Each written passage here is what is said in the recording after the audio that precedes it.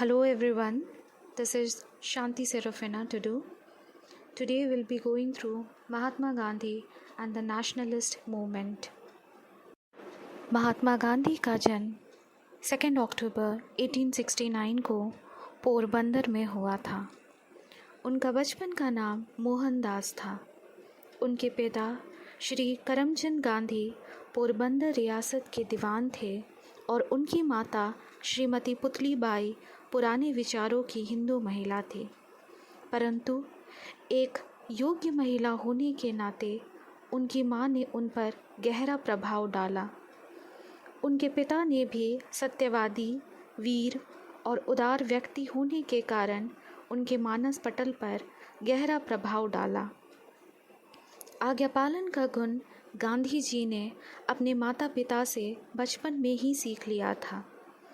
उनके माता पिता ने गांधी जी को एक योग्य व्यक्ति बनाने के लिए जी जान से प्रयास किए। उन्होंने गांधी जी को पोरबंदर के प्राथमिक स्कूल में प्रवेश दिलाया। जब गांधी जी की आयु 7 वर्ष की थी तो वे अपने माता पिता के साथ राजकोट हाई स्कूल में प्रविष्ट हो गए। यहीं से उन्होंने 1887 ईस्वी में मैट्रिक की परीक्षा पास की। 13 वर्ष की आयु में उनका विवाह पोरबंदर के एक व्यापारी गोलखनाथ मानक जी की पुत्री कस्तूरी बाई से हो गया। वह एक शांत व शील स्वभाव की लड़की थी। उनके स्वभाव ने गांधी जी को अत्यधिक प्रभावित किया। अपने वैवाहिक जीवन के पश्चात गांधी जी ने पढ़ाई जारी रखी। अपने स्कूल समय के दौरान गांधी जी ना तो पढ़ाई में ही प्रथम थे और ना ही खेल में। एक वर्ष वे परीक्षा में फेल हुए, लेकिन अगले वर्ष एक साथ 2 कक्षाएं पास करके अपने सहपाठियों के साथ पढ़ने लगे। मैट्रिक की परीक्षा पास करने के बाद जब उन्होंने भावनगर कॉलेज में प्रवेश लिया तो वहाँ पर अंग्रेजी पढ़ना उन्हें अच्छा नहीं लगता था।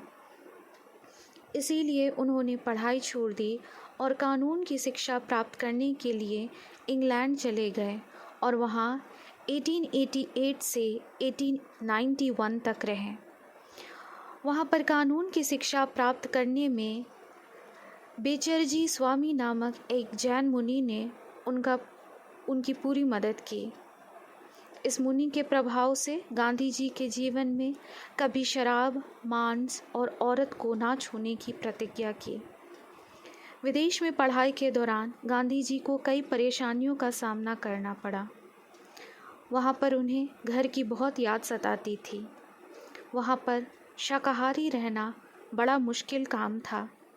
यद्यपि कुछ समय के लिए गांधी जी विदेशी रंग में रंग गए, लेकिन जल्द ही उनकी आत्मा की आवाज़ ने उनको गलती का एहसास दिला दिया और वे सामान्य जीवन जीने लगे और 1891 ईस्वी में बैरिस्ट्री की परीक्षा पास करके भारत लौट आए।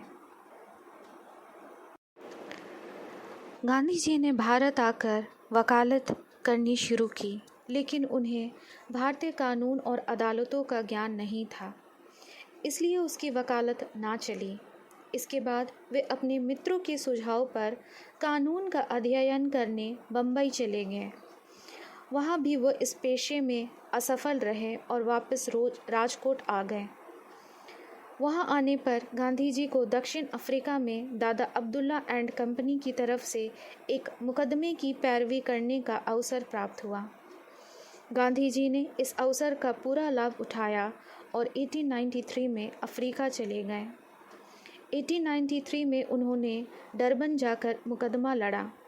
यद्यपि गांधी जी वहां केवल 1 वर्ष के लिए गए थे, लेकिन वहां पर गोरे शासन की नीति को समाप्त कराने के लिए 20 वर्षों तक रहे। गांधी जी ने वहां पर रंगभेद की नीति के खिलाफ सत्याग्रह आंदोलन चलाया। वे कई बार जेल भी गए। यहाँ पर उनके मौलिक राजनीतिक दर्शन का निर्माण हुआ, जिसे उन्होंने सत्याग्रह का नाम दिया। गांधी जी ने अफ्रीका में रहकर भारतीयों को मताधिकार से वंचित करने वाले नेटल विधानसभा बिल को भी रद्द करवाया। दक्षिण अफ्रीका में रहकर गांधी जी ने भारतीयों पर हो रहे अत्याचार के विरुद्ध आवाज़ उठाई और उन्हें सम्मान का दर्जा दिलाया। जब गांधी जी आश्वस्त हो गए अब अफ्रीका में भारतीयों का जीवन सुरक्षित है, तो वे वापस भारत के लिए चल पड़े और 9 जनवरी 1915 को मुंबई पहुँचे।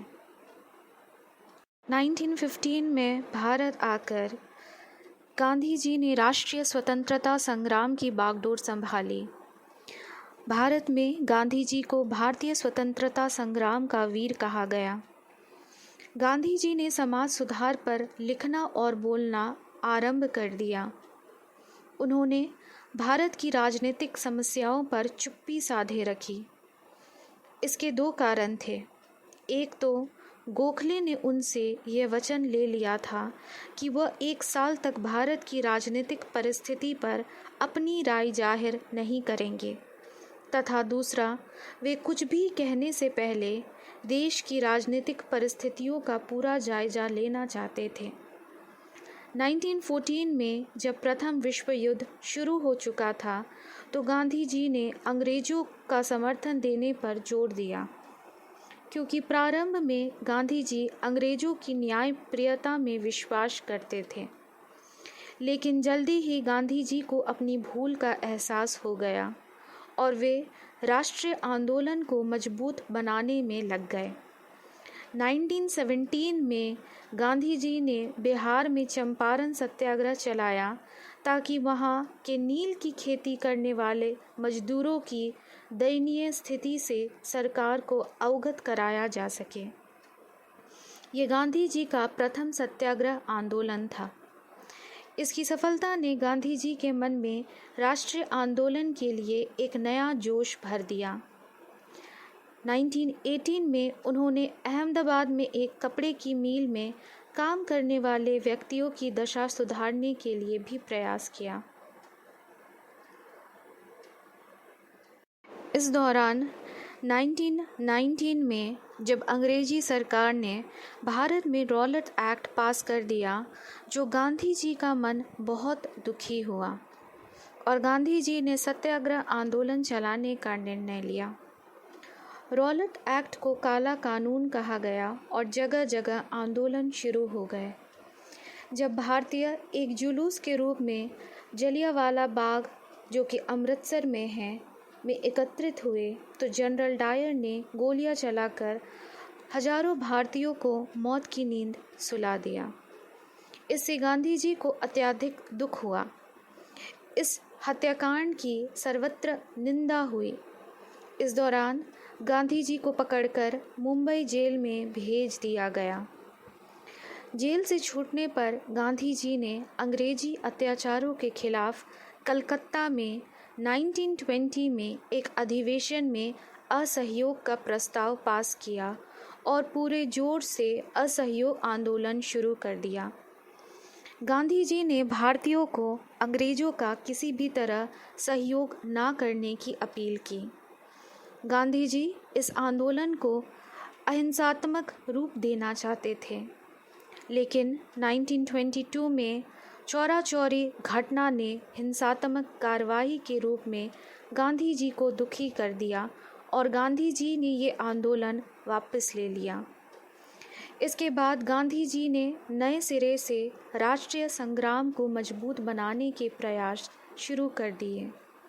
इसके बाद गांधी जी ने 1930 में सविनय अवज्ञा आंदोलन चलाया और 6 अप्रैल 1930 को डांडी यात्रा करके नमक कानून भंग किया।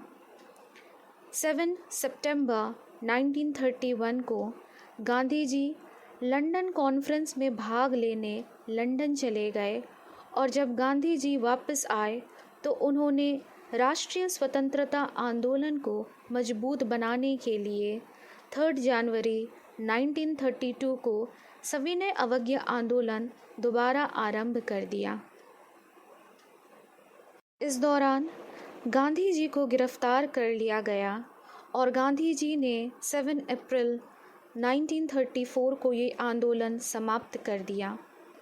इसके बाद गांधी जी ने 1942 में क्रिप्स मिशन के प्रस्ताव को अस्वीकार कर दिया और 8 अगस्त 1942 को भारत छोड़ो आंदोलन की शुरुआत कर दी। इस दौरान गांधी जी ने करो या मरो, डू और डाई की नीति पर चलने का सुझाव दिया। 9 अगस्त 1942 को गांधी जी गिरफ्तार कर लिए गए। अपनी शस्त्र शक्ति के बल पर गांधी जी द्वारा चलाए गए आंदोलन को दबाने में तो सफल हो गए, लेकिन वे भारतीयों के जोश के आगे अधिक दिन तक नहीं टिक सके और अंततः उन्हें भारत को स्वतंत्र करना पड़ा। गांधी जी ने भारत को आज़ाद करने का जो स्वप्न देखा था वो 1947 में साकार होने का समय आ गया। जब भारत के सामने विभाजन का खतरा उत्पन्न हुआ तो वे काफ़ी दुखी हुए, लेकिन उनके ना चाहते हुए भी भारत के विभाजन का फैसला हो गया। देश में सांप्रदायिक झगड़ों को शांत करने के लिए गांधी जी ने जी तोड़ मेहनत की। उन्होंने देश में सांप्रदायिक भेदभाव स्थापित करने के लिए व्रत भी रखा। 30 जनवरी 1948 को जब गांधी जी बिरला भवन से प्रार्थना स्थल की ओर जा रहे थे तो नाथूराम गोडसे ने अहिंसा, सत्य, प्रेम व शांति के पुजारी की गोली मारकर हत्या कर दी और इस तरह गांधी जी सदा के लिए धरती माँ की गोद में समा गए। लेकिन उनका जीवन दर्शन हमारे लिए शेष रह गया। मोहनदास करमचंद गांधी भारत एवं भारतीय स्वतंत्रता आंदोलन के एक प्रमुख राजनीतिक एवं आध्यात्मिक नेता थे। राजनीतिक और सामाजिक प्रगति की प्राप्ति हेतु अपने अहिंसक विरोध के सिद्धांत के लिए उन्हें अंतर्राष्ट्रीय ख्याति प्राप्त हुई। विश्व पटल पर महात्मा गांधी सिर्फ एक नाम नहीं अपितु शांति और अहिंसा का प्रतीक है।